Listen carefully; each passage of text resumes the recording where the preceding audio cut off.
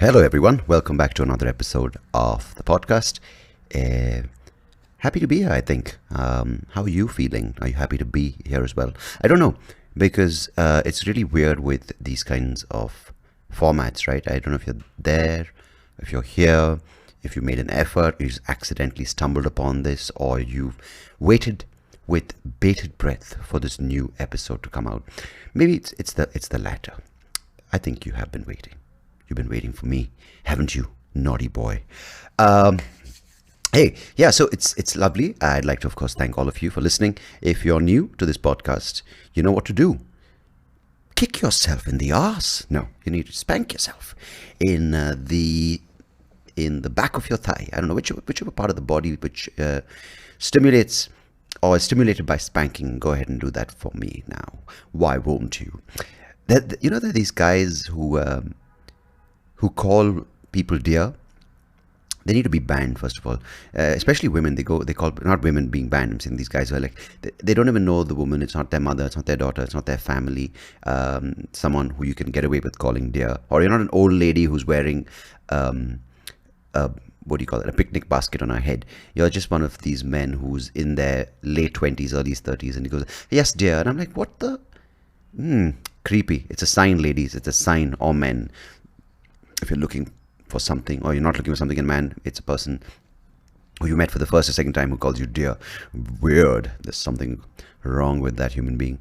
But yeah, so it's very interesting that the emotions, as one would call it, that I've been going through, because as I told you, I'm a proud father, I'm a thrilled father, I'm an ecstatic father, but at the same time I feel useless, absolutely useless. And I think men who've been through this before me have told me, friends of mine, dude, just get the best thing you can do. I think that's how usually advice begins. The best thing you can do is stay the fuck out of the way. And I've been doing that actually well. But what happens is, of course, as life is, you make it about yourself. And I'm trying to be less selfish and be more magnanimous with my emotions and thoughts and feelings. But of course, this podcast is about me, myself, and the guest, and you listening. It's just a few of us. But I kind of internalize and process my emotions, and not to take away from what my wife is doing, which is amazing. She's but that's her space, and if she has a podcast, let her talk about it there. No, I'm kidding. But of course, you can't even hold what you go through as a guy, in comparison to what the woman goes through, your wife or your partner, as many men call women nowadays, which is fucking ridiculous. Just wife, dude, or husband, whatever, or partner. It's like you're signed a deed. Yeah, you have the certificate, wedding, marriage. But of course, see, if you live like somewhere in Kentucky or wherever Indians go to live, or wherever people live, I don't know why Indians. Anyway, see, if you're somewhere in America or Europe, or where you don't have help, and you made that miserable mistake of moving there for your dreams, opportunities. You see, good for you. If you've gone there and you live there, I'm happy for you. But you have these people like, oh man, you have it so easy, you're living in India, you have help. Dude, I chose to live here. So don't write it off. It's not like I was born here, I had the opportunity, I lived abroad. My wife also lived abroad. We decided to make Bangalore home, because we live here. It's not like we were cornered into moving here, moving back. Not like we had no other choice. So when people are like, you don't know how hard it was. No, I think I don't want to know how hard it is, because I'm fucking happy making the choices that I have. So if you made the choice to live there, wherever it may be, Vanuatu, or it may be Aputinge, whichever place that suits your balls, don't compare. Don't bitch me out for the choice you made. How does that sound? Good? Yeah. Up your bum. So when people, especially it's just the husband and wife, the partners, then of course the husband has to play an important role. But you know how India is. If you're an Indian, or if you're not an Indian, I'll tell you how it is. You have a lot of people involving themselves, some essential, like the mothers of the parents, and some people who just want to give advice, who want to chip in. As you know, we live in the world and in a time of opinions, and everyone, even if you've never participated in the raising of your own child, when it comes to someone else's child, you have a theory, you have an approach, you have a solution, you have a tip, whatever it may be. Unless you're circumcised, then you don't have a tip. But you have to contribute, right? You have to like, oh, no, I think you should burp the baby in the... What the... Shut up. So, I just feel I want to talk about the things that you go through. And more importantly, this is just sort of the lead into the larger topic of sometimes it's good not to voice your thoughts. And I'm so glad that that's where I've been. I've been going through a roller coaster of emotions, and that's not hormonal. It's just my mind, which is it's a pretty dark construct. It's a pretty interesting construct. It's a pretty fun construct, depending on where, at what time, at which stage, at which point, after how many beers. But I've been quite proud of the fact that while I feel a little shit about not being useful, about not being worthy enough as a father, as a partner, as a person who is supposed to help, I still think I've not voiced a lot of that. And I've been a good punching bag? No. I've been a good pillar, maybe a good support. I don't know, you've got to ask my wife. But I think I've been giving a little bit of support in the right way, and not adding to her stress and her routine, which is pretty impressively difficult. So the point I'm making is, if we were held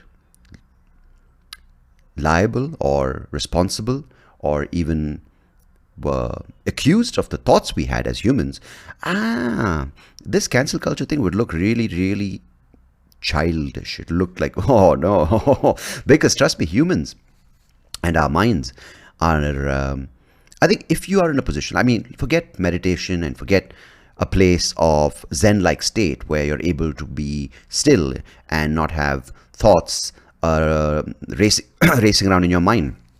I'm not even talking about an advanced sense of bliss or joy. I'm just talking about basic. Like if you can get 1% of your mind to agree with you, and you sort of work in tandem with that part of the brain, or your mind, then I think you're lucky. Well, most of us, man, the thoughts that we have, and if you're able to not voice many of them, I think you've done well in life. Let me put it that way.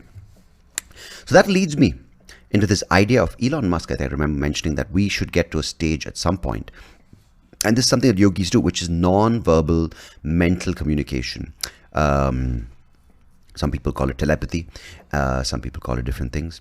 And that, if that's a place we reach as a civilization, as a society, I think the only word is to describe it is that we're fucked. Yeah, because if you can't handle people flippantly using words in humor, or to express ideas, or to express views, or you can't handle words, and you want them to use a certain set of words which are selected by you or which suit you, what are you going to do when the form of communication which we use, which is our thoughts, which we have no control over? Words we have control over sometimes, unless of course you aren't in a state where you can control and use this ramble, rant, you're drunk, whatever it may be. But thoughts, so either two things happen. Either we just go completely spiraling out of control, everyone becomes cancelled, everyone's just sort of spirals out of control, and society as we know it just breaks down, and we go to anarchy, and we basically stab each other in the bum with noodles, or we get to a place where we're all so impressively cornered and held liable to our thoughts that we reach a Zen-like state, and everyone becomes a master of his or her mind and emotions and thoughts. Of course, you know the answer, you know the solution, you know the result. It's going to be the former. Hey, so stock up on those noodles. In either case, it's fun, I suppose. And let me know what you think about. I mean, I don't know why you would even think about something like this, but if you do, and you're like me, and you like to think about things like this, stay in touch, you little bum. You can, of course, write in. And I'd like to thank, of course, all of you for the wishes. Yeah, thank you. I appreciate it. Keep keep in touch with me. Not keep them coming like, oh, I want vision. Keep in touch and do share the podcast with someone you like. I've got a lovely guest on today's episode. Mr. Tim Box is an anxiety relief expert. So a mind coach, a TEDx speaker, amongst other things. He's an author. The link to all his work is in the description of the podcast, where you might find it, as you might in the past and might possibly in the future, but for sure now. He's a lovely person. He lives in sunny old England, mate. And we had a lovely chat about the times we live in, the landscape of the world as we know it, the world that is opening up post-pandemic, the changes which are in some cases profound. Some people's foundation has been fundamentally shaken. I just wanted to use two F's in the same sentence. So Tim helped me, and as a result helps you. Hopefully, I think he'll help you for sure navigate the different things that human beings are experiencing at this time. It's obviously important to have your mental health examined by yourself, and then of course if you need, and if you're in a place where you can't sort of process that stuff, you go to someone who can help you, like a counselor, like a mental health expert, a therapist, a psychiatrist, an anxiety relief expert. So there are various things that trigger anxiety, and Tim talks about how anxiety is not necessarily bad. It could be a yardstick, a guiding system, a beacon. So yeah, it's a really fun is probably the right word, probably not, maybe engaging, helpful conversation for someone who may be experiencing anxiety, but also for someone who's maybe not experiencing anxiety, because some people just don't recognize it as anxiety. Maybe they're just dumb fucks and they just go around like animals. They're like, I don't know. But animals can also experience anxiety. So it's not that you possibly are a dumb fuck. I mean, be proud of the fact you're a dumb fuck, right? We're all dumb fucks in some way. It's just that some people are dumber fucks, or dumb fuckers, yeah, depending where you use the ER. And yeah. So what I was trying to say is that Tim and I had a fantastic conversation, and let's pretend that the conversation has an episode. Tim and I are going to have a fantastic, no, why should I pretend? The conversation's done. It's coming up on the other side. It's recorded. Somnath has lovelily put it together, and you will really enjoy the conversation with author, anxiety relief expert, mind coach, and TEDx speaker, Mr. Tim Box. So thank me later. Thank yourselves. And till next time, goodbye. God bless. Take care of yourselves. Catch you on the other side. Cheers.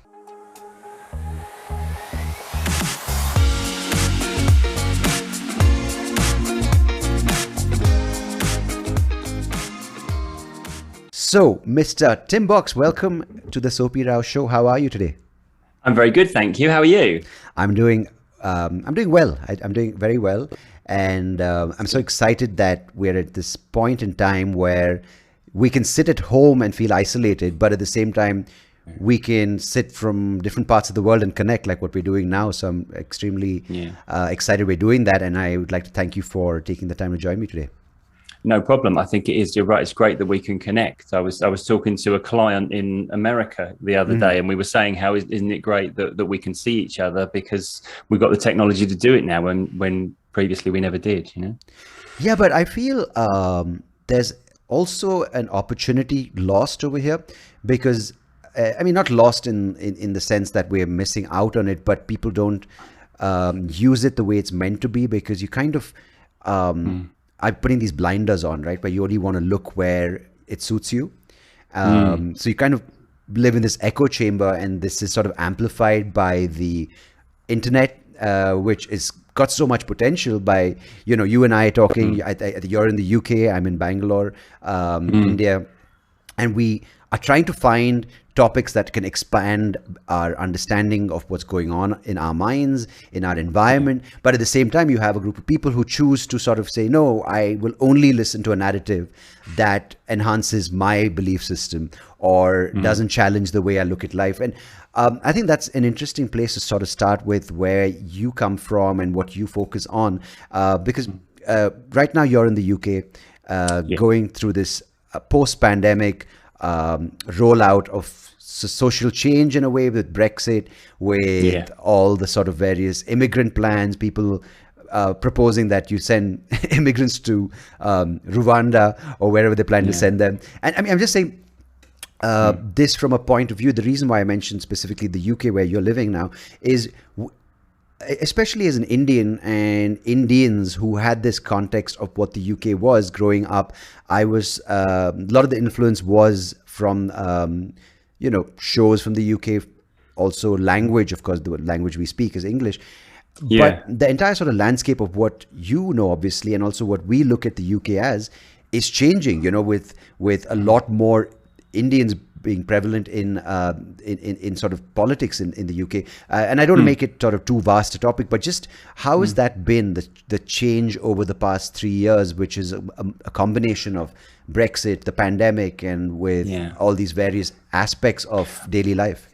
So this is the thing. I think this is why I'm so busy with what I do right now in terms of dealing with people's anxieties, is because we've had this sort of unprecedented degree of change, sort of socially, politically, environmentally, things like that.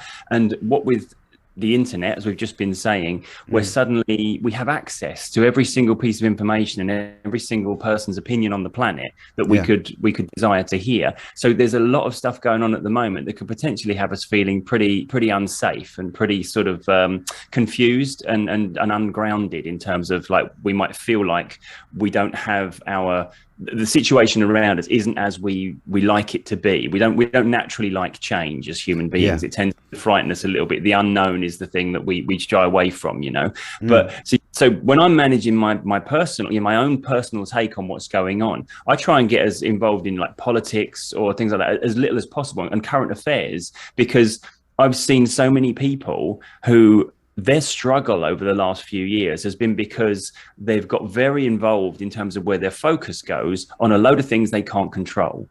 Such as the political environment. Brexit was something we didn't think could happen, and yet it did. And it's really easy then to suddenly get very concerned about what does that mean. But none of this concern that I might express, none of the worry or the focus that my mind puts on all of this is actually going to change any of it. All I can do is witness it and see it play out. It's like the pandemic. Nobody really wanted to go into a global pandemic and have to go into lockdown and isolate from every other human being on the planet. It affected us personally, mentally, business-wise. It affected us, and there were so many knock-on effects. And we had enough to manage in terms of sorting out our own little pocket of the world that we need to deal with, such as our day-to-day life. If we then concern ourselves with all of the stuff that's out of our control, it's really easy to see how many people became almost instantly overwhelmed by the big changes that were occurring. So when the pandemic hit, me as a kind of anxiety specialist dealing with people one-to-one, I saw this huge shift in trends of what was going on. The people I was seeing who were struggling to engage with the world, struggling to socialize, struggling to get out there and leave the house and things like that. Suddenly they were fine. There was no pressure on them to do that. Everyone was meant to stay in. So their anxiety subsided a lot. The people I started to see were people saying to me, I don't get it. I've never dealt with anxiety before. I've never had an issue with it, and suddenly now I'm feeling overwhelmed and I can't cope, and that added to their confusion. Why am I suddenly struggling mentally? And the reason was because they were now facing a challenge they had no experience of and no experience of overcoming, and a lot of the things that they were concerned about were completely outside of their control. So their mind creating concerns and putting focus on it, there was nothing they could do about it. So so this is the thing. If you talk to me about politics, you will find a very uneducated person talking back to you, because I'm not going to, because I have no attention to that stuff. It's unavoidably in your face, and as you mentioned, it's being forced down, almost like there's an agenda behind the. I mean, of course, you have to open some form of news publication to get access to current affairs of the political news, but it's almost like it's almost there to sow unrest, right? Like, because as you said, if your mind space is not full with these polarizing ideologies or these conflicting thoughts, then you are more in, not, I wouldn't say control, but you're in a space of where you can control your balance.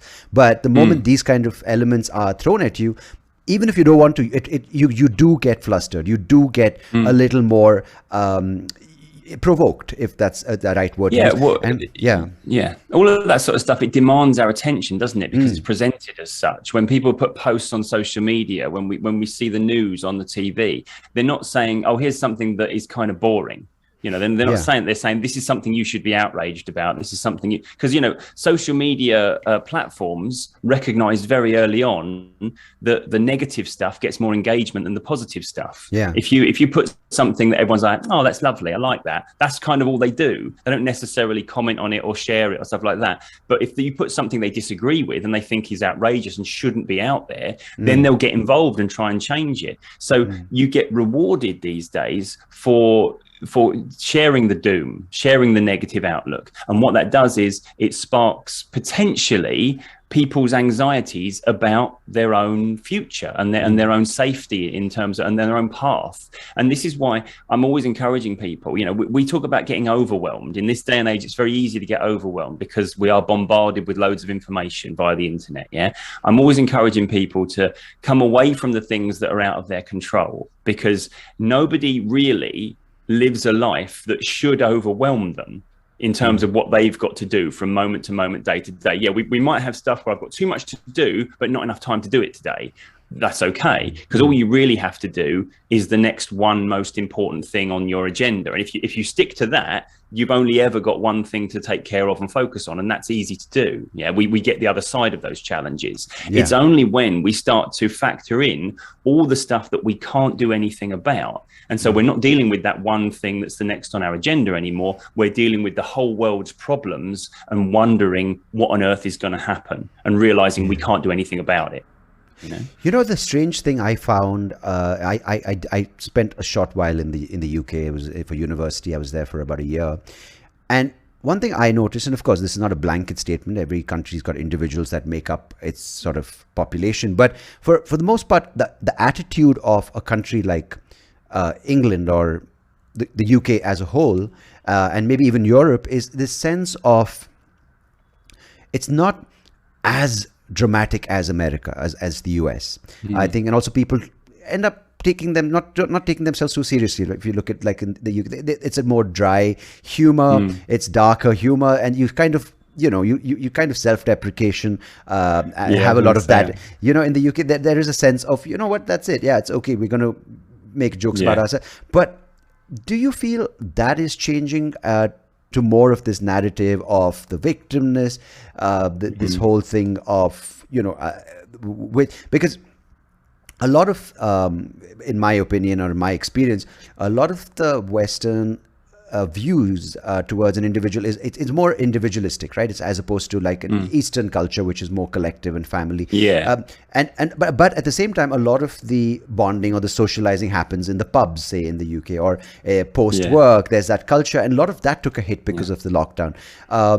So what have you sort of experienced through clients or through sort of general behavior in a population like the people living in the UK, whether it's the younger sort of university going or just fresh into new jobs kind of population, with this collective, this sort of socializing aspect of what COVID and the lockdown did to people in that context? Well, that's very interesting. I think you're right in saying that our culture is slightly different. It's more geared towards the individual than the community. I think that is very true. And certainly when all the time I've grown up, it's not been like we've had close communities where we live. We've had sort of passing community spirit, that sort of thing. But I think as we get older, we become more community based. You know, I see that in my parents now, whereas my dad didn't want to talk to the neighbours when I was young. Now he's getting involved in the local community and the local council and all that sort of thing. And he's really valuing his community. But when I did my TED talk, one of the other speakers on the agenda that day was talking about the difference between introverts and extroverts, and I found it really interesting, because I'd always thought, extroverts are the outgoing people that are the loudest people when we socialize. Introverts are the ones in the corner, kind of sticking to themselves. But the lady Joanna Rawbone, who's amazing, she was talking about it's more about how do we recharge our batteries. So introvert needs to be on their own to recharge their batteries. They need to come away from people for a while to be around people and socializing. They still might be very loud, very outgoing, that sort of thing. But they need that downtime, but they need their downtime. There's a point. So my wife is absolute life and soul of the party. She's amazing. She's funny. She's she's intelligent. She's witty and everything like. And whenever she's in a social situation, she's going to be involved in it in a big way. But there is a point, if I'm out with her, where she kind of vanishes. I know that she's just in a quiet place on her own, just because, and she'll say it's become a bit people-y for me. I need to just read, what I mean? And that's the sort of thing that she'll do. Whereas I think on the flip side, you have people who need to be around people to recharge their batteries and to kind of get their energies. So I have a friend whose job is, he's a hairdresser, and he travels around people's houses and doing a mobile hairdressing job. And he is working from like first thing in the morning to last thing 10 at night, and I would say to him, like, how do you spend so much time working? And he didn't really regard it as working, because him meeting people and talking to them and finding out how they're doing and exchanging ideas, that fuels him. It doesn't drain him. It doesn't wear him out.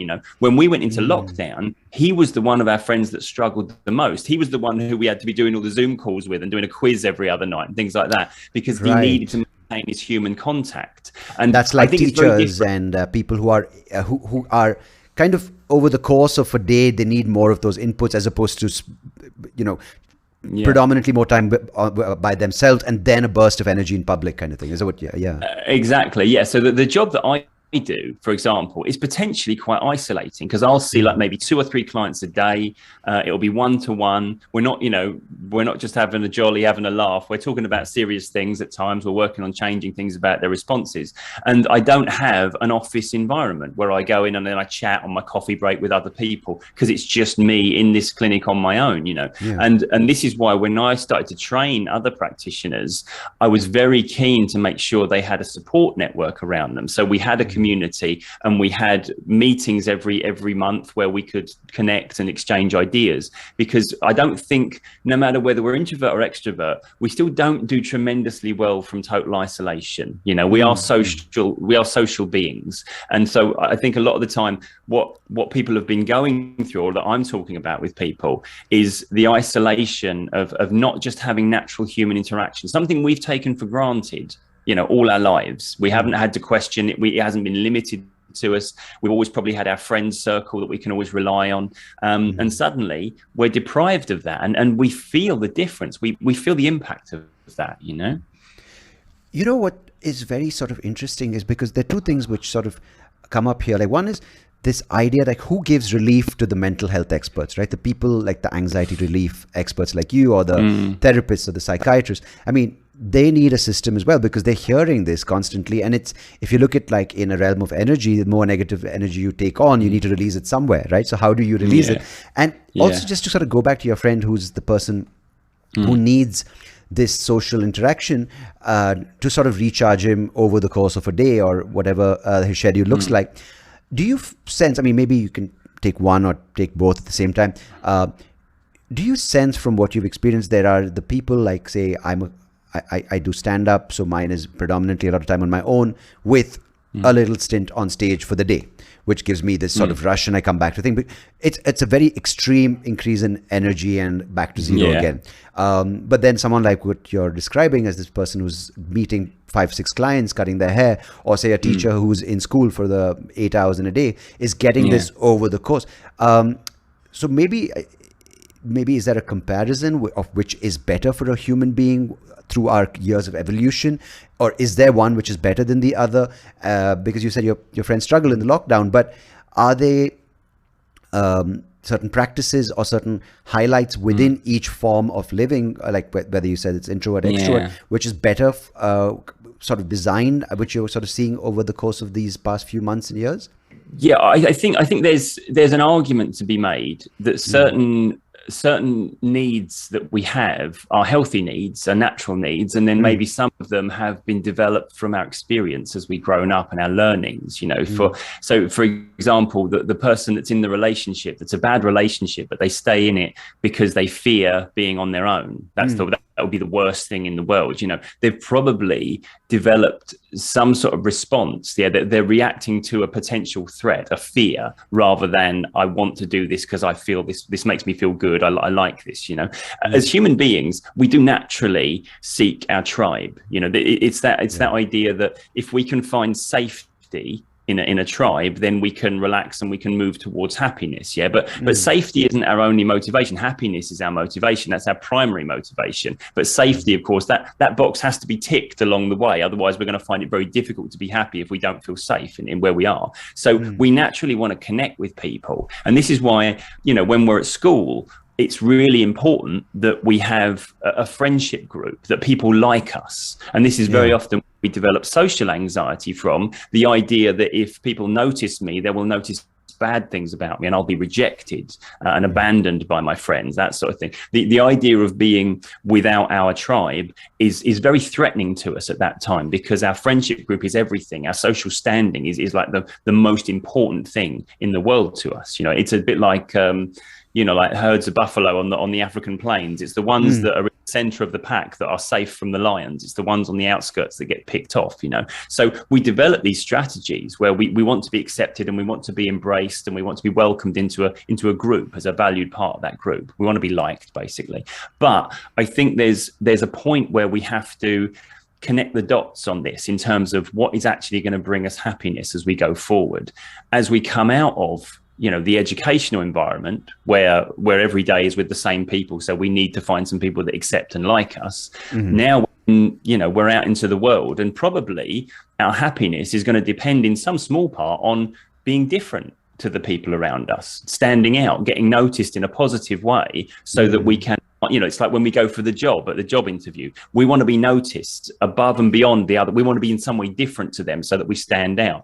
If we go to the pub and we're looking to, you know, to hook up with somebody, we probably want to stand out as different to the guy that we've gone to the pub with, you know, with our mate. We want to be noticed in a better way. So there's certain benefits now to deliberately being different to the people around us rather than just fitting in. And I think sometimes we get stuck in that strategy of, I need to be liked by everyone, I need to be accepted by everyone, when in truth, I think a lot of freedom from anxiety as well comes from the idea that it doesn't really matter if anyone else approves of me, as long as I approve of me. If I feel like I'm a good person, I'm the person I want to be, that's got to be good enough. You know, because, you know, for a couple of reasons. First of all, we shouldn't rely on other people's opinion to feel good about ourselves. Second of all, there's 7.5 billion people on the planet, and we are now able to connect with every single one of them if we want to.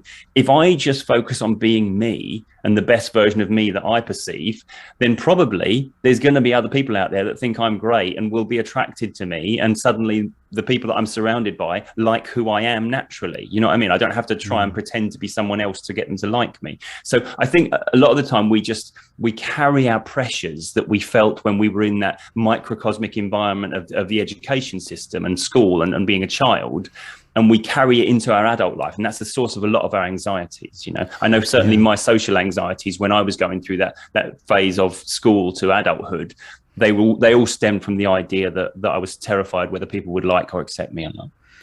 Yeah, absolutely. Because I think that's something which I think all of us in some shape or form have experienced it. The severity may be less or more for some people.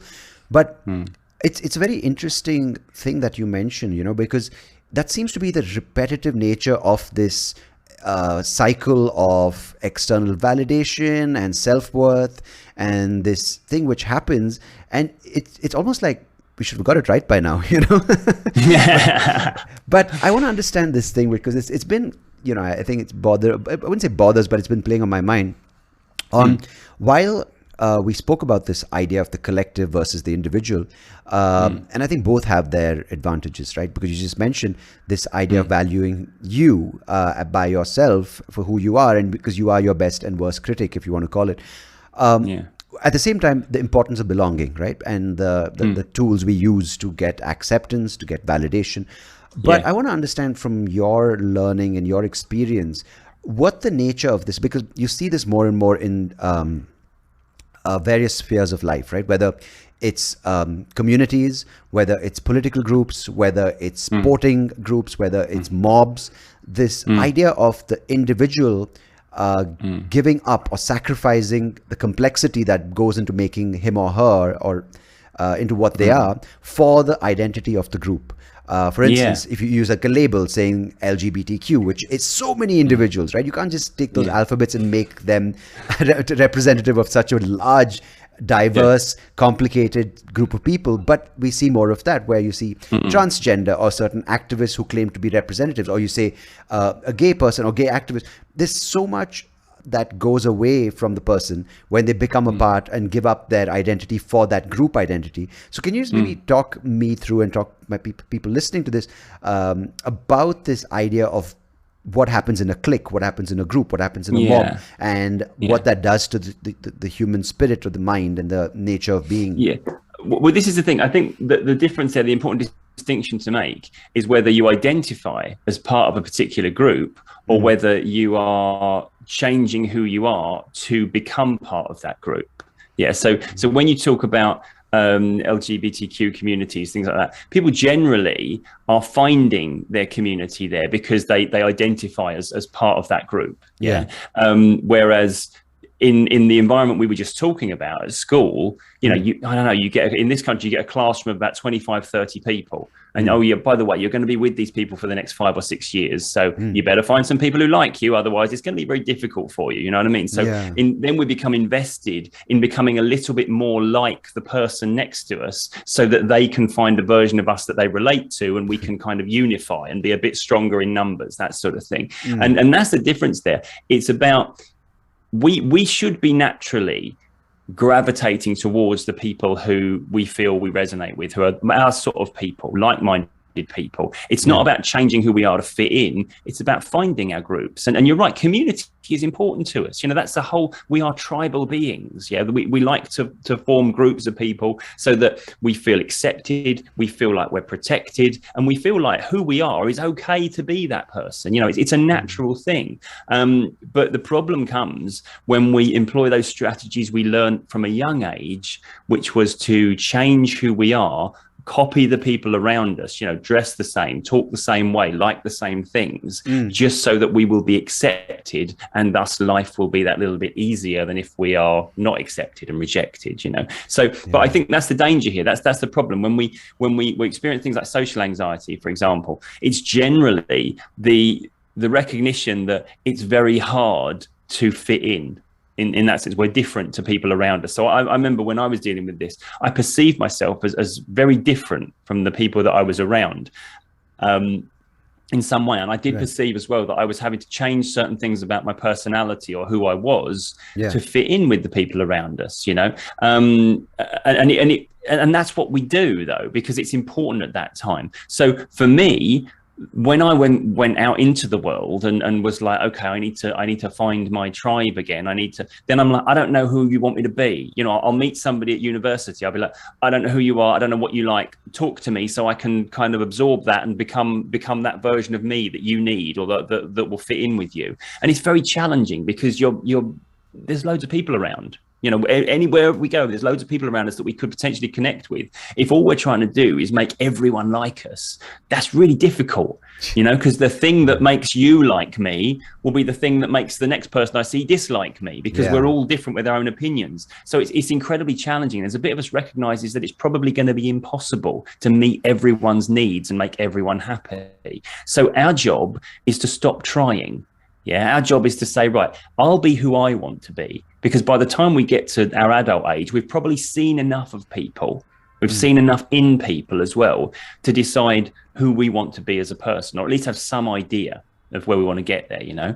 So if we focus on that, then it simplifies the game for us, because now we naturally have the people who like that version of us that they're seeing, they'll gravitate towards us. And this is what comes coming full circle. I feel like I'm answering a very simple question in a very long way here. But the point is, it's about finding our group and our people that we connect with and that we have things in common with. It's not about changing who we are to fit in, you know?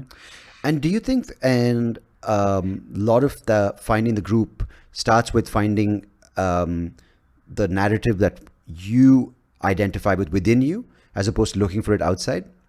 Yeah, I think that's a really astute observation.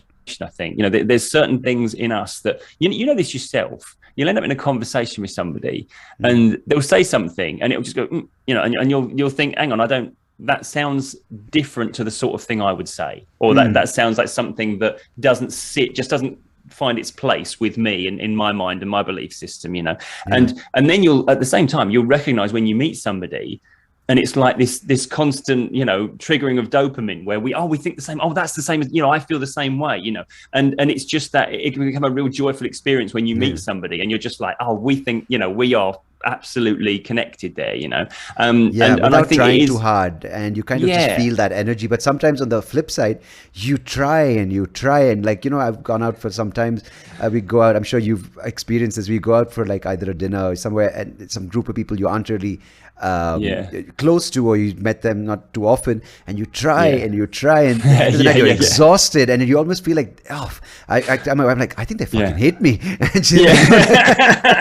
Honestly, it is the most exhausting thing trying to be accepted by people that you just can't resonate with at all. Honestly, if I'm with the wrong people, then I feel like the most socially awkward bastard on the planet, the worst person you could ever, you know. I'm just inept, and you end the night thinking, Christ, I'm so boring, I've got nothing of value to say. But then when you spend the night with people who you connect with, you think, I'm the funniest person in the world, everyone thinks I'm amazing, I'm great, how did I ever doubt myself? But the same thing to add to what you're just saying, you know, like I'll give you an example. I met this guy who is a friend started dating him. So the first time we met, it was sort of back in 2018 or something, and as a person, as a performer, it was in my nature to be at the center of the joke telling, right? And I'm forced, and this guy's just not laughing, and I'm like, man, this one's a tough audience, right? So I'm going harder and harder, and then he's more and more averse to my jokes, and then my wife's like, why were you trying so hard to impress him?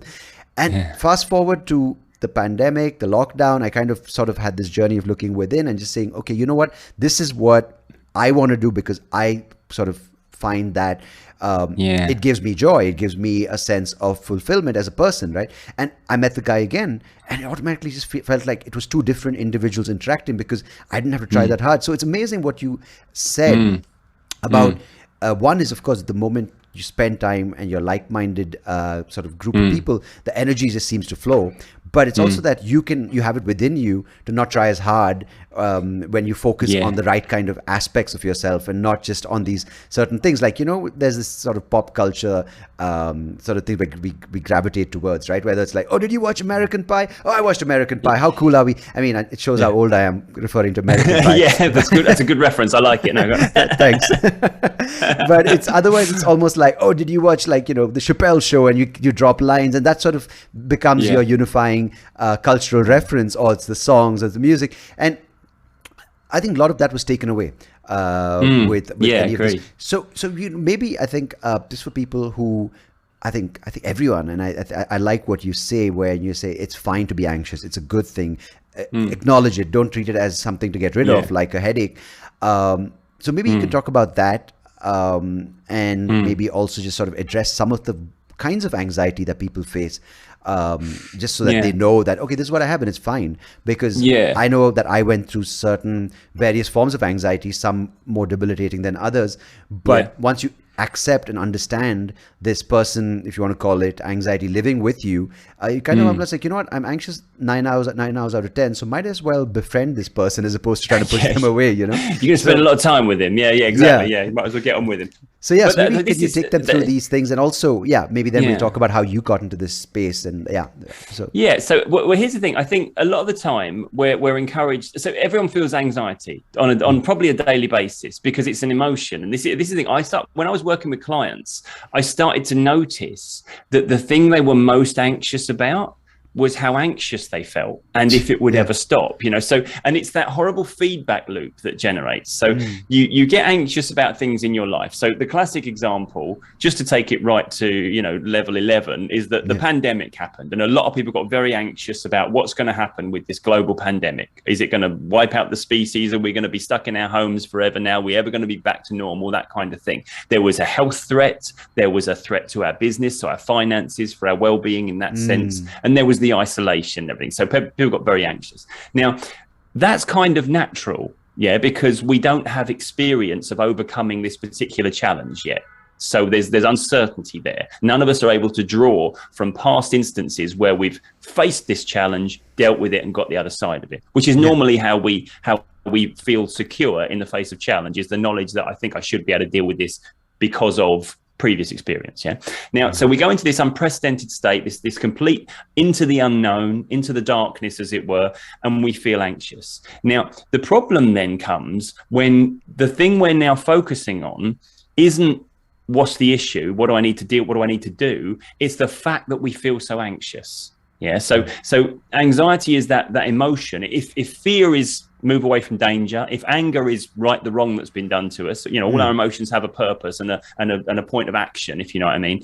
Anxiety is a part of your mind saying, this is the most important thing right now to focus our attention on. We need our conscious focus on this particular issue. Right. So when the pandemic becomes that thing, and the pandemic is something we can't do much about, so if I feel anxious about, I must remember to get on that Zoom call at that time to do that podcast. I know I can take action on that. So I've just got to get on that, and then suddenly that anxiety dissipates, job done. That part of my mind has done its job, reminded me of it, I'm there. But when it's a pandemic, we can't do anything about it. Maybe you've just got a part of your mind saying, I don't like this situation. This doesn't seem very good. This seems a bit threatening even. And we have this constant anxiety that isn't going anywhere. Now, if that gets extreme enough, if other concerns pile in on top of that, now we might start to think, I seem to be really, really anxious of late. In fact, I find it difficult to calm down. I find it difficult to relax now at all. In fact, I can't remember the last time I just felt safe and at peace. Then we start to question, is there something wrong with me mentally? Am I now taking damage? Am I becoming ill mentally and emotionally, as it were? And we start to question our responses. Then what happens is that the next time we feel excessively anxious, a bit of us says, look, here's that anxiety again. You're getting really anxious again. You might have an anxiety problem. And suddenly our focus stops being on the pandemic and starts being on how anxious we are about the pandemic. And we start to question that. And I was noticing that the majority of the anxiety I was dealing with was what Dr. Claire Weeks would call the second fear, which is the fear of the fear, not the fear itself.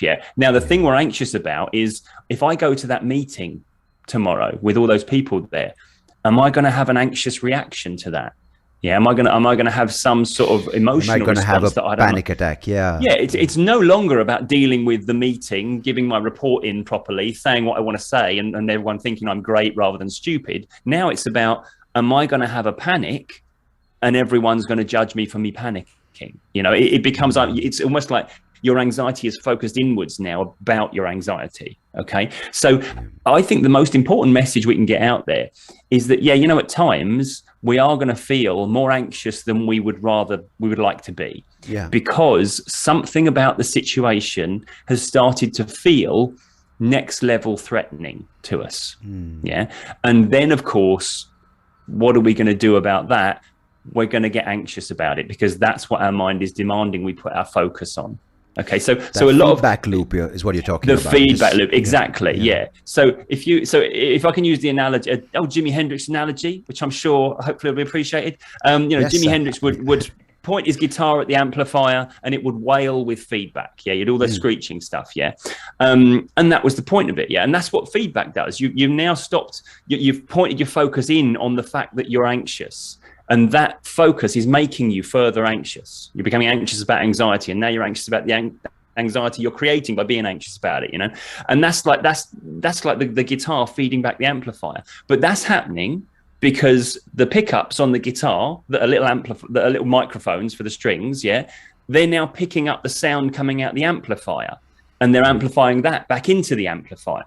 So it feeds back. Now, the important thing to remember here is none of these items, the guitar or the amplifier, are broken. They're working perfectly, adequately, perfectly as they're meant to. They're just facing in the wrong direction. So the point here is that you're not broken when you start to feel excessively anxious. Even when you start to have physical responses like panic responses and things like that, there's nothing broken about you. It's just that your mind has started to put its focus on the thing it doesn't need to focus on, which is how anxious you currently feel in response to this challenge right now. Yeah, and so that's why I did the TED talk about this, and that's why I called it "How to Stop Feeling Anxious About Anxiety," because the message needed to get out there that anxiety is a perfectly healthy human emotion. In fact, it would be weird if we didn't feel anxious about things that are important. That would be strange, and it would almost be, you could legitimately call that dysfunctional if we just didn't give a crap about anything, but we wouldn't get anything done, and we wouldn't live a fulfilling life because nothing of importance would come into our focus to take care of. We wouldn't achieve anything or obtain the fulfillment in ourselves that we're looking for, Yeah, that's the very interesting thing. But also when you're in that feedback loop, it's very hard to think like what you just said, to take away that feedback. But I'll give you an example. Like, this, I used to be like the feedback loop for me used to be when I used to go travel in a car to a radio show I used to host. And then the idea of sitting in the car, first of all, it was anxiety that will I be able to perform on the radio show, right? Because will I be able to go live? That was the initial trigger. But then the car ride became, then after that, getting down in the elevator, so it just started compounding. But now I'm able to sort of break that loop, which is so liberating. But at the same time, when you just think you passed it, so I just became a father a few days back. Congratulations. Thank you. My wife and I had a baby girl on the 11th of May. And we both, it's brilliant, right? The first emotion is wow. But then anxiety is like, hey, are you sure you can do this? Are you going to be a good father? Are you going to? So we're experiencing all these emotions, and then you start feeling anxious, going, how can you not enjoy this beautiful moment and start being anxious? And then the anxiety of that starts building up. So what exactly? Can you tell yourself, right? Because each person has their own motivating factors for anxiety. For someone, it could be the fact that they might not get money on the table or food on the table. Might be health conditions. It may be the fact that they have kids they're raising, or maybe the kids have an issue of self-worth, or maybe that might be accepted by my peers. So they all with such. I mean, each human being is so different. At the same time, we are in this same sort of situation or context by virtue of geography or by society or by culture. So what can someone do to think? Because it's not wrong, but it feels like it's wrong. But it feels exactly. It feels like it's not doing you any favors to be excessively anxious when you just want to be in the moment and enjoying the experience that you're having. I totally get that. So if we take off the table then the fact that we're anxious about feeling anxious, that's not a factor now. We're just saying this challenge, whoa, how's this going to go? The uncertainty. I haven't done this before. Am I even capable of it? Look, the thing, I think, we don't naturally doubt ourselves. And that might be a controversial thing to say. I know a lot of people regard confidence as something that we need to build up over time with experience and learning and knowledge and all that sort of thing. But really, we're kind of born 100% confident, because we're not born with insecurities. We learn them as we go through. So when somebody is in a situation where they're doubting their ability to cope, and that doubt is hindering them from getting the most from the experience, then I think sometimes we have to ask ourselves, why have I got somebody in there saying you can't do this? Where's that thought coming from? Now, for most people, it doesn't take long to work out where it's coming from. Maybe it was a parent that used to put us down. Maybe we have experience of trying and failing at something. Maybe we just don't have a great level of self-worth in this area or something like that. Or maybe it's just because we've never done this before. And we've seen other people struggle and other people talk about how difficult it is, So working out we're asking that bit of our mind to just calm the anxiety to the point where it doesn't intrude. We've got to imagine, why would that part say, sorry, I can't do that? And now if we can work that out, then normally we can provide an answer to that particular concern. So an example of one might be, okay, I have no experience of being a parent. So what if I fuck this up? I've seen other people fuck it up, and then probably what we could tap into is what we might refer to as the experience of being inexperienced. So we might not have an experience of doing this parenting thing, but we have hundreds of experiences of doing something for the first time that we didn't know if we could do or not, and then learning to do it to the degree where it became everyday and commonplace. So the classic example is first day at school. Terrifying. We think, oh my God, I can't handle this. There's all these people. What am I going to do? And then you do it every day for God knows how many years, and it becomes boring. It doesn't even become a challenge anymore. And we have hundreds of experiences in our life of doing that. So maybe we can borrow that bit of knowledge and say, I'm sure, even though this seems like the most daunting thing I've ever undertaken, I'm sure I will learn to do it in a way that then makes it day to day and commonplace, because that's what I do. Another thing, I don't know how healthy a recommendation this is, but another thing is just like, wait a second, if they can do it, I can do it. Yeah. That's it. We've all probably looked at somebody who we know isn't as intelligent, isn't as, hasn't got the nous that we've got, but they seem to do it fine. So we can borrow from their experiences. Borrow from them, No, because it seems to be such a uniting human experience, right? And I think that's the sad part when you're anxious and you're going through this the feedback loop. You feel so alone, but for all you know, the person next to you is feeling even more anxious, especially on flights, right? No one wants to show it. And I think the fear of showing anxiety makes you more anxious. But you're pretty guaranteed that on a flight of 200 people, at least 50 people are shitting their load, going, oh my God, what's going on? To use a colloquial expression. But exactly. I mean, I think that's the thing about anxiety. It feels like we're on our own, because it's a very unique experience to us, isn't it? And we're experiencing it in our way. I remember, I'm going to go back to my experience again. Apologies for always going back to this, but no, please do, because I also want to talk about. I want you to talk about how you got to this place. So maybe you can sort of loop that in when you talk about this. Okay, that's cool. So when I was dealing with a lot of social anxiety, I very much it wasn't like it was overt. It wasn't in my conscious awareness. I was rationalizing it, thinking it through. But I know I felt like I'm a bit different from the people around me. I struggle with this. They're probably dealing with this a lot, but they seem just fine around groups of people. They seem to be confident. They seem to, and I'm the one that struggles. And I need to hide the fact that I'm struggling here and that I'm worried. And then you start to talk to people and you realize, oh Christ, we've all got our own insecurities here. The only thing is that, at school, we're not sharing them because we're trying to put on our front and our face and, and be impenetrable and not show weakness, because, it's the weak ones that get bullied, etc. But when we start, so I did this thing of when I first started to practice in this field, I went to face-to-face networking events a lot. I was doing like 2 or 3 a week. And I looked around the room the first time I went into this group, and I stood up and said what I do. And I had a conversation with, I think, 1 or 2 people, and there was 30 people in the room. And I thought, I came away from that thinking, well, there's only like 1 or 2 people who I would get business from in that room, because they're the only people that talked to me and said, oh, I wouldn't mind seeing you about this sort of thing. But I joined the group and I was there every week afterwards, and I thought, well, they can refer people to me. In the course of the first year of being there, I saw nearly all of them personally one-to-one. Because guess what? Every single human being on the planet has the thing about them that they would rather, if they could just go, that's changed, they would do it. It's like none of us are sitting there thinking, well, I'm perfect. I don't need any help in any area at all. We've all got our own insecurities and our own like limiting beliefs. And many of us are very aware of them, especially as we try and take that next step in life. So I think, even though anxiety makes us feel isolated, it's worth reminding ourselves that everyone's got their own stuff that they're dealing with. We're not alone, and we actually are experiencing the kind of emotional response that everyone is very familiar with. It's a very rare person that can't empathize with another human being about their own anxieties and their own concerns.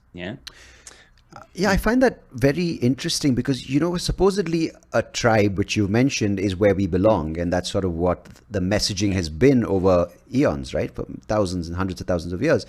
Yeah. But it's almost like, but now the idea, this just to go back a few minutes back when we spoke about this, how in school, you're kind of forcing yourself to adapt to be a part of a group. But nowadays, if you're a part of an ideology, you kind of find the group that suits you, right? But I feel almost like, when I talk to you now, I'm perfectly happy to explore and understand and not put up a front and put up this image which is determined by my ego, and I'm okay to show my vulnerability. But it's almost like the moment you say, hey, it's a bunch of us who are meeting, why don't you come meet my group of friends? It's almost like, will I be accepted? And that automatically I feel like the idea of a group is more anxiety provoking than meeting an individual. And it's quite strange how automatically that which is supposed to be natural to a human being, is creating the opposite effect, you know? But I think that's because of our experience. We're used to group environments where maybe not everyone has accepted us, you know, and the thing also, we got to remember that if our paramount motivation is to be accepted and liked, then come and meet these group of people that I hang out with. And you might think, you know what, Tim's a great guy. I'm sure the people he hangs out with are great as well. But you don't know what sort of people you're going to meet in that room. And you probably could have a fair guess that not all of them will be 100% your sort of people that appreciate the way you respond, you know? So like when I'm training, you know, I swear, you know, I use colorful language at times, but I know that not everyone will like that when they're working with somebody. So I know that at some point, the thing that makes this person over here laugh will make this person over here frown. And I think that's the additional concern. And this is what, like you as a stand-up comedian, you know, your job is to try and make everyone in the room laugh. You know, not and anymore, I think. But that's the thing. I think that's why it's such a difficult job to do, because there's a bit of us that says, it's unlikely that everyone in this room has got the same sense of humor as me. That would be weird, in fact, wouldn't it? You know, and I might be the funniest individual on the planet, but at the same time, I could easily say something that offends that guy at the back or that guy in the front even, you know, and they might say, you know, just look at the Oscars this year, you know, who would have thought that would have happened, you know? But it's one of those things where when we think about addressing a group of people, we instantly realize, hang on, I can't take any cues from you about what version of me you would most approve of. Yeah. So that's very anxiety provoking. Like the day or the night after a show, that's why I think especially when I was in that phase, was really sort of hitting the bar and sort of, you know, smoking and drinking a lot more, because you kind of try to make yourself numb. Because if you are too cued in, you are too sensitive to emotions, then you have upset someone. You have gone a little too far with someone else. You kind of push the boundary, and that's what gets the humor. But you can't be all sort of like, you know, cued in going, oh, you know, I get what it means to be human. I mean, you have to read the crowd, but at the same time you have to be distant from them, because you can't please everyone, and you also can't be too hard on yourself for it. I think as well, we can guarantee, you know, we can absolutely 100% certain say there'll be somebody that doesn't like me in the room. You know, whenever I'm presenting to groups, I need to be comfortable with the idea that I'm about to talk to somebody that doesn't like me. Yeah, because they might not know they don't like me yet, but as soon as I start talking, they'll be like, oh God, the sound of this guy's voice is getting on my nerves. You know, I know that's going to happen, because you meet enough people, you're going to encounter people that don't resonate with you. But at the same time, I probably know some people will like what I'm saying. But again, I can't factor that in. It's like you say, you can't be thinking about what if I upset, but just assume you're gonna, because it's gonna happen and there's no avoiding it. And the more you concern yourself with it, the more you'll just take the focus away from you being you. You know, you'll try and adapt, you'll try and water down what you do so you don't offend people. It's like you were saying about being a parent. What if I make mistakes? What if something, you're gonna. Just accept you're gonna, because that's what life is. It's making mistakes, correcting what we do next time based on those mistakes, learning, growing, and becoming, hopefully, the best version of ourselves that we can be as we go through life, you know. But if we're worried about what if something goes wrong, just assume that it will. And I don't mean like think the worst is going to happen, but know that we're never going to live a perfect life. But hopefully, when we do something wrong, or when we take a step that we think, I don't think that was the right step, just learn from it, grow, and also be able to acknowledge that error or that mistake sooner than later. So you're like, okay, wait a second, as opposed to just sort of going too far down, right? I think a lot of the time we get something wrong and we beat ourselves up for getting it wrong, or we dwell on it and we think, I'm rubbish, what fancy doing that, you know. And then we miss the opportunity to simply learn the lesson and move forward with an enhanced level of confidence, because we've just learned something that we didn't know before. You know, it's one of those things, when people say, how do I get more confident then? So we'll go out and make mistakes. Because if you do the right thing in the face of those mistakes, if instead of saying, oh, I'm rubbish, I keep making mistakes, that's because you're human, not because there's anything wrong with you. If you instead say, right, I've just learned something that I didn't know 5 minutes ago, that means I've grown. That means this version of me is the best version there's been. So let's take confidence from that I'm now more knowledgeable, more resourceful, more experienced, you know? And another thing I noticed about anxiety, and maybe, you know, it's something that other people feel, is that the more you can protect yourself by not putting yourself out there, say you're scared of going out, so you sit at home. You're scared of getting in the car, so you don't travel by car. The next thing you know, the places that you think are safe start making you anxious, which is so strange, right? Yeah. So you're sitting in bed. Yeah. Anxiety shrinks the world. It makes our experience of the world more limited, because I think the problem there is that we focus on the fact that it's a struggle rather than focusing on the fact that, but we did it and we did it and we achieved. You know, it's one of those things where if we remember it, you know, when you haven't done something for a while and you remember doing it, but now I'm like, why am I nervous about doing it? I used to do this all the time and now I'm worried about doing it. You know, I think all we remember is that, oh, that was difficult. And then we expect a reaction in the future. We expect it to be difficult again. And that's what we're focusing on, rather than the fact that we actually got the other side of that challenge. And again, you know, we talk about what can we tap into when we feel the anxiety. Tap into the knowledge that everything that has ever threatened to take us out, we've got the other side of. That's why we're still here talking. That's why we're still here, we might have struggled, we might have been knocked over and had to really struggle our way back to our feet, but we did it, and we kept going. So every challenge we've faced, we have in some way got the other side of it, and that's a good bit of information. That's a good bit of knowledge to take along with us, because it speaks to our resilience and our resourcefulness, you know. Very, very true. I mean, I think it's very important to recognize the fact that anxiety is actually also what got you through the anxiety in some way.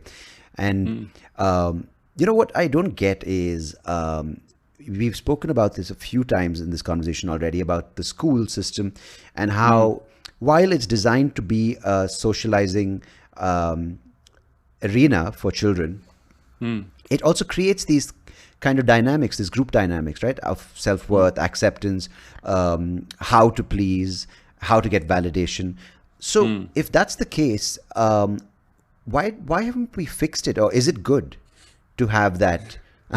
I don't know, because it's almost like every person has, like, I'm just saying the whole thing of the various character types that come out, right? Whether it's the confident person, it's the bully, it's the nerd, or whatever these labels are put on students and children who go through the schooling system. Then you have the various things that form these cliques, whether it's the sports group, whether it's the football team, whether it's the drama group, and each group has a certain stereotype attached to it. Now we've had thousands of years of people going through this education system, and everyone seems to have some chip on their shoulder as a result. So it's almost like, why haven't we addressed it, or have we addressed it? And is it good? Like, I mean, I'm just saying, have you sort of come across some of this? And maybe, you know, because a lot of the post-lockdown, when kids were expected to study online through Zoom or whatever, they experienced a lot of other issues, being at home, being maybe too comfortable with their parents supporting them, helping them through it. So what is what is good for a child? What is good for an adult, an adolescent who's going through this? I mean, if it's too vast, if it's too deep, I just want to understand. It's quite a vast subject, isn't it? Tim, let's just fix the education system right now, shall we? Yeah, I mean, that's exactly why I called you. It's one of those things, though, isn't it? It's like, we can see that it gives rise to issues, right? But it's how do we fix it so that we develop a system that doesn't give rise to issues? Because at the end of the day, we go through some degree of challenge in our life, and how we respond to that challenge and what we learn from it, and what's the strategies our mind adopts to get us through that. You know, they get ingrained, you know what I mean? And this is why it is a challenge when we come out of that. So the adversity is good, right? Yeah, it can be, because it gives us, it teaches us to deal with things. But is that some people are going to take a very similar experience, and it's going to teach them that life is too much for them, or they can't handle certain aspects of it. So, but I think, if you were to ask me, what's my grand plan for helping people grow up a little bit less emotionally, what would you call it, like damaged or something? I think it's to understand what our emotions are for. If we can come away from our childhood years comfortable with the fact that I respond or have responded in this way because of a certain experience, and that's okay, then we don't have to question how we feel about things. I'm very often approached by parents whose kids are going through a struggle at school, normally like exam nerves. Or they get really anxious about exams. Should I bring them to see you? And I'm like, well, if you bring them to see me, because they're nervous about their exams, you're giving the message that there's something wrong with being nervous about exams. And the reason they're nervous about them is because they have been presented to them as the most important thing that they've ever done in their short lives, is to do their exams, to get to the right higher school or get the right career or something like that. Parents are probably really used to watching their kids dicking about, not taking things seriously. Yeah. And so they've said, look, take this seriously because this will open doors for you. This pertains to your future. That's sort of thing. And so now they're like, oh God, mum and dad this is really important. Yeah, but it's not like your parents, nobody's sitting there in their desk saying, God, thank God I did my GCSEs well. Otherwise I wouldn't have this great career that I've got now. I wouldn't be this rich person that I am. I wouldn't be this comfortable, have this house and this family. We know our exams don't actually dictate our path through life, but we also know we want our kids to do their best at them. So we encourage them to do it. So we create this atmosphere of anxiety around this particular action. Now, I don't think there's anything wrong with kids being anxious about exams. Yeah. I remember being anxious about my exams. And if you had to say to me, what got you through them, Tim? It wasn't anything that I thought about. It was because my dad said to me, look, Tim, just do your best. Whatever that adds up to is going to be good enough. Yeah. And so he took the pressure off me. He didn't just say... That's so important to hear, right? Because if it's the other messaging where the parent takes on the anxiety and amplifies it for the child, saying it's do or die, right? Like your exams determine the next 100 years, which is what happens a lot in India, because your sort of 10th or 11th or the 12th grade marks and the standardized tests, and it carries on, right? I'm sure you've seen this, and maybe it's how can anxiety help you deal with your emotions, or can you sometimes be emotionally stunted? Yeah. I think it's important to understand why we feel anxious, to recognize there's something important that is pressing on our mind that we want to take care of. It's not that we have an anxiety problem. We're probably excessively anxious because there's something that we're anxious about that we can't instantly do something about. So it sits there as an ongoing thing and it wears us down a little bit. So we need to recognize that there are times when we can engage with that stuff, when we can take action on it, and times when we can't. I think, you talk about the difference in the cultures. When I see people from an Indian culture, either that have been brought up in this country or literally from India, I know there's a lot of cultural pressure about getting your qualifications, getting the great career, making the family proud, and a lot of things like that. And a lot of the time, that's what causes people who are very high achievers to have very low self-esteem, because they're never ever going to feel like they're good enough for the standard that they were set to achieve, or they were asked to achieve by their parents. And that's a danger there, is that we put so much pressure on kids, not because we don't think they're good enough, but because we want them to be all they could be and live the best life and be the happiest version of them they could be. And we know that if you pass these exams, careers will become available to you. You'll make lots of money. You'll have a healthy, loving family, all that sort of thing. And so we pressure them to do it. But all that does is, I'll never be good enough, because I can never get these people that I'm looking at for my validation to say, well done, you've done it. You've done all you needed to do. Yeah, because we're always striving for something better. And I think, it's the root of perfectionism as a toxic character trait that we shouldn't be cultivating. Yeah, it's okay to want to get better. It's okay to want to do better. But if we reserve happiness for the moment when we become perfect, we're never going to be happy. Because it's almost like the focus is on the outcome versus the process of learning and enjoying and fulfilling that particular... You've just summed it up there. You've just summed it up exactly. What my dad did when he said that to me, he took the emphasis on the result and put it back on my input. And guess what I'm in control of, and guess what I'm not in control of. Yeah. I'm in control of my input. I'm not in control of the outcome. Okay. And that's important to understand. So, so I think that you've summed it up exactly there, was that if I can have my concerns based on the things that I can do things about, great, I can get control of my concerns. If they're based on things I have no control over, then what can I do about that? I can't decide what questions are going to be asked on the exam paper. Yeah. All I can do is learn as much as I can, so that hopefully whatever questions there are, I know the answers to. Yeah.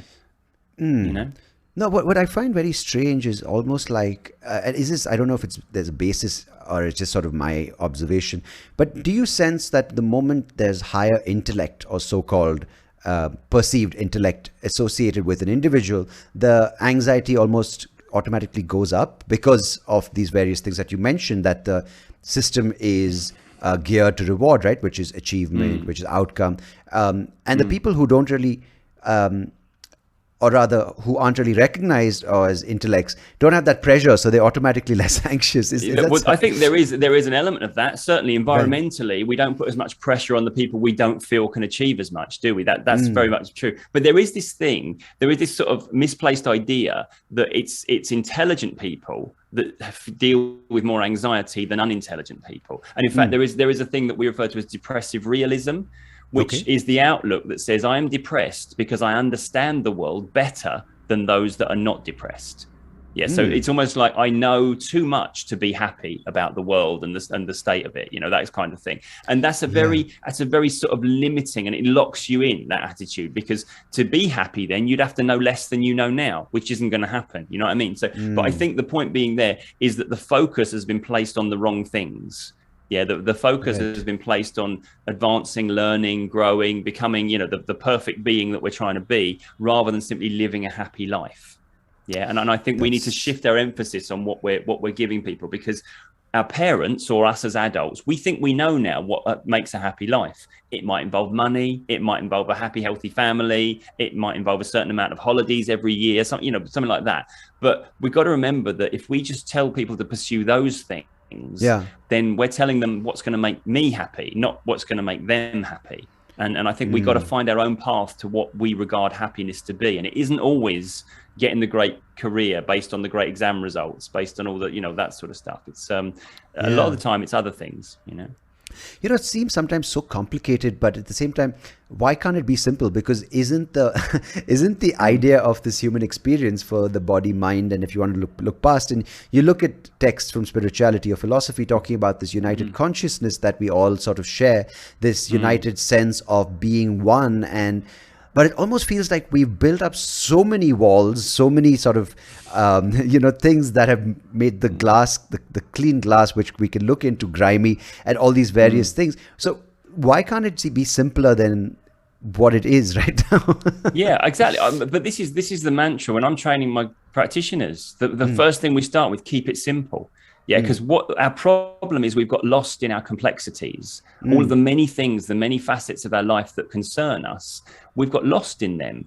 And our job, when I'm looking to work with people and help them get the other side of their high anxiety response, is to get them to step back and simplify things again, and realize that certain aspects of what goes on in our life, they've graded as drastic, massively important, when actually in the grand scheme of things, this is not that important. If we were to step back and get a better perspective on it, we could probably realize that we don't have to get quite so lost in the details of our life, and we can base what we do on slightly less complicated principles, and it is about finding the best life for us based on simple rules of happiness, that kind of thing. Yeah, I think, maybe just it's important. It's so important to what you just said. But, sometimes it's just so difficult to disconnect from the grid, right? Because you say, okay, you know what? It's maybe not that paycheck. It's maybe not that that compensation or whatever. Maybe not that number of social media recognition sort of things. But then what? I mean, I don't expect like an answer, but maybe just like, how does someone disconnect for a second? Because there's so much noise. And how do they sort of say, okay, none of this matters, but immediately the moment they say that message to themselves, someone's like, oh no, but did you realize that you have to invest for your future? And it's just like, whoa, you know what I mean? It just seems sometimes a bit difficult. Yeah, I get it, because there's a lot of noise put out there with other people telling you what is going to make you happy. And, it's a weird thing. So I had a long time ago, I was on one of the many trainings that I did around a certain time of my life, and one of the exercises we were told to do was, I think it was called a perfect day exercise, where we just sit there with a pen and paper, and you write down in detail, focusing a lot on the emotions that you're feeling, what would be your perfect day. And it's not the day that you suddenly cured cancer or the day you won the lottery. It's just the day you could live as your normal day every day of your life, give or take, and it's surprising what that does in terms of your focus on what you're doing with your life. Yeah, because I think doing that exercise does get you to realize well, hang on, it isn't necessarily about the targets I'm setting myself. You know, I've got targets for my business, for my, you know, I've got monetary goals and things like that. And I've got a 5-year plan for the business, stuff like that.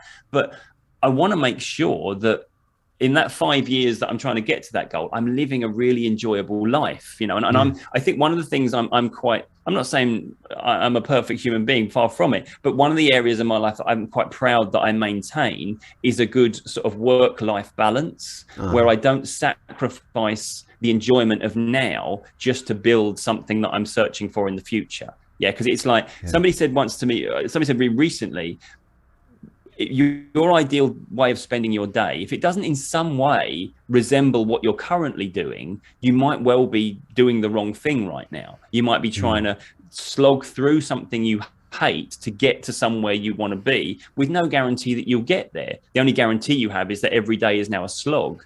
And I think this is why a lot of people are pursuing, recognizing the journey is the thing to color in, not the actual destination. Yeah, and so a lot of what I do in terms of my goals, I want to get where I want to go, but I'm not going to sacrifice the day to day. I don't want to be slogging through today on the promise of tomorrow.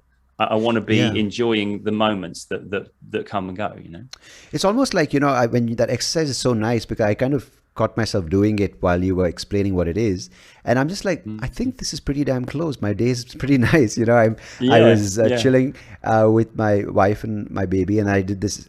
I'm doing this conversation with you. I'm going to read a book after this, and I'm going to have a couple of beers in the evening. I'm like, I think it's pretty damn good. But I think, I think what happens, I don't underestimate the value. You know, we think, oh, the dream is to be in the penthouse apartment and have all the money. Don't underestimate the value of just being able to sit with the person you love, having a coffee or chatting about nothing important, and just being at rest and at peace and realizing, this is a nice moment, isn't it? You know, and that kind of thing. No, because the thing is, it's almost like it feels like when everything is actually comfortable, like in the sense it's good, right? That's when you almost drive yourself into this place where, oh no, but why am I not doing more? I should have more. When will I get more? I mean, with whatever it may be, whether it's financial or whether it's material or whether it's even in something like spirituality. It's like, oh, I only meditated for 10 minutes. When will I get to the 8-hour meditation practice? It's almost like we're designed to do it, but at the same time, we're designed to find ourselves lacking, which is quite strange because it's actually a great place where I may be or you may be. But when, but say, for example, when we are in this place of where it hit rock bottom, then we look back going, actually, I was in a good place. Why didn't I appreciate it much more? You know? That's exactly it. But I think it's a good human trait to want to get better. You want to be better, to want to grow, that sort of thing. I think there's nothing wrong with that. But I think there is something wrong if we don't allow ourselves the credit for where we've already got to. You know, if we don't stop on the journey and say, hey, isn't it amazing that I got here? I like that. I'm pleased with myself for that, because not only is that the moment that we're searching for, is the moment of, wow, I feel really good about who I am. But then that also allows us to drive further and harder, because we believe in ourselves, because we just did that other thing, you know. And I think a lot of the time we take for granted the things we have as if they were nothing to get them. You know, it's like, oh, anyone could have got that because I got it, so anyone could get it, you know, when really we should be crediting ourselves with our day-to-day achievements, because you know, we're doing it. Let's notice that we're not too bad at taking this journey and taking these steps and dealing with the things that need to be dealt with and moving forwards. You know, we're doing it without even realizing it a lot of the time. No, I think that's so important and really nice for people to hear. And I think on that note, Tim, if you could just talk to people about maybe maybe your book, and maybe also the control system, and maybe how they can reach out to you if they need help, or if they want to enroll in your programs or your training. So maybe just take them through that before we wind up today. Cool. Thank you. So my book is called Clear Your Head. It's a very short, simple guide about it's designed to be how to live your life without anxiety getting in the way. That's the subtitle of it. And that's what it's aimed at. And to be fair, that's everything that I do these days is geared towards that one thought of living life without anxiety interfering in a way that upsets us, you know, without getting in the way. So the way that you can continue to connect with my message, best way is probably just to find me on YouTube. Tim Box Mind Coach is my channel. I put videos up there every week. I do lives every week, and I just help guide people through that journey of the day-to-day anxiety that we go through. The other thing, and I see clients one-to-one, but you can, my website is called thecontrolsystem.co.uk, and that is my system of change based on my understanding, my training in hypnotherapy, and my, you know, over a decade of working one-to-one with clients and helping them to overcome anxiety issues.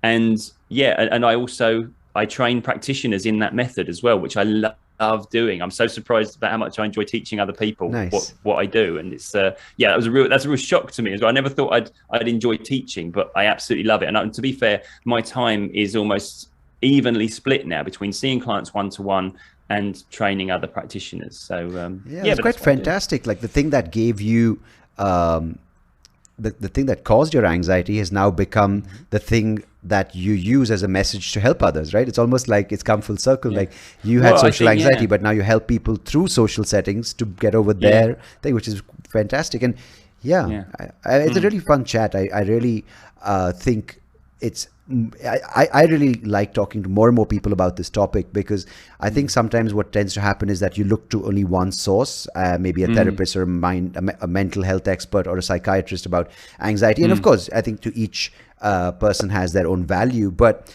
the more you hear about this topic, I think the more you understand.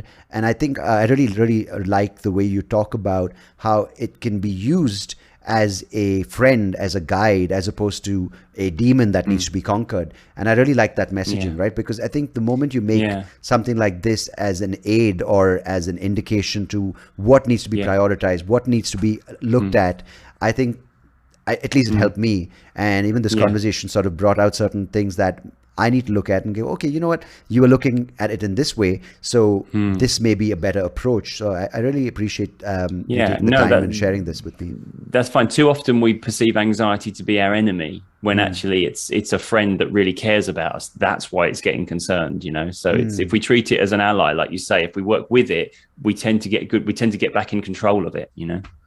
Fantastic. No, Tim, thank you so much for spending time with me on this episode and sharing with everyone listening right now. On behalf of them, thank you. And I'll put links to your book and your website and your YouTube channel in the description. And hopefully we can catch up for a beer when I'm in the UK. And which part of the UK? And I never asked you. I'm in the south. I'm just south of London, so I'm not too far outside of London. Lovely. But so, come and visit and let's have a drink. Definitely. And if you're in Bangalore, feel free to stop by and we'll meet for a beer here as well. That would be awesome. It's a date. Let's do it. Yeah, sounds good. Thank you. Lovely Take care. Chat. Take care then.